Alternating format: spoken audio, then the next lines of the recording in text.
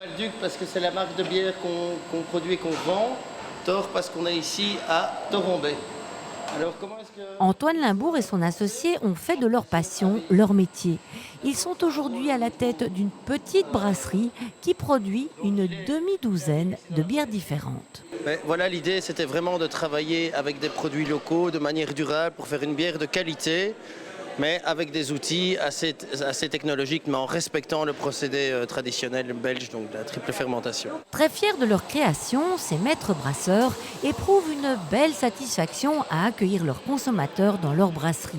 D'une part pour leur exposer le procédé brassicole, d'autre part pour expliquer la provenance de chacun des composants de leur breuvage, dont la plupart provient de la ferme voisine. Parfois, les gens nous demandent « Oui, mais votre orge, elle est faite juste là, mais est-ce qu'on peut aller visiter ?» Donc associer les deux, donc toute la filière quelque part du champ à la bière, c'est vraiment très intéressant et très didactique, que ce soit pour des amateurs de bière ou même pour des écoles ou des étudiants. On voit de A à Z tout le procédé. Les rencontres entre producteurs et consommateurs sont toujours bénéfiques.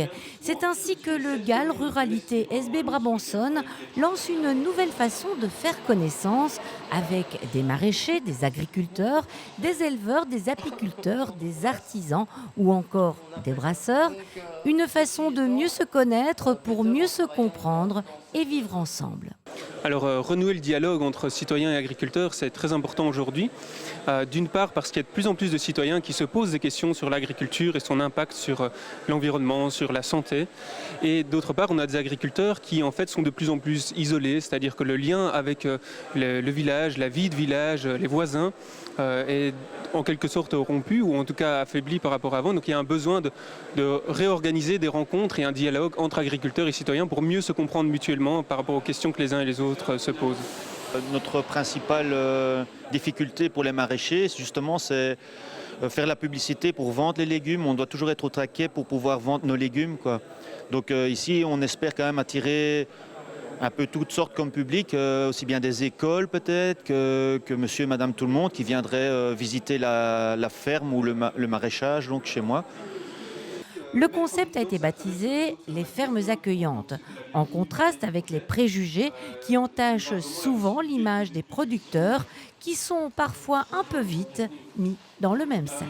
On voit qu'en 2019, par exemple, il y a eu énormément d'agri-bashing, donc vraiment des campagnes anti-agriculteurs.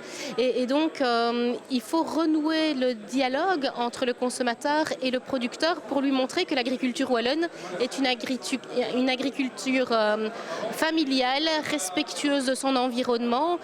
C'est vrai qu'il y a aujourd'hui énormément de sujets polémiques autour de l'agriculture et les agriculteurs, eux, sont un petit peu victimes d'une certaine manière de toutes ces incompréhensions et donc ouvrir le dialogue et la recontextualiser par rapport à nos fermes wallonnes qui sont souvent des fermes familiales où les agriculteurs tentent tant bien que mal de faire vraiment des produits de qualité, qu'ils soient certifiés en agriculture biologique, des produits artisanaux à destination du circuit court, voire même une agriculture de respect du sol, la régénération de la fertilité des sols.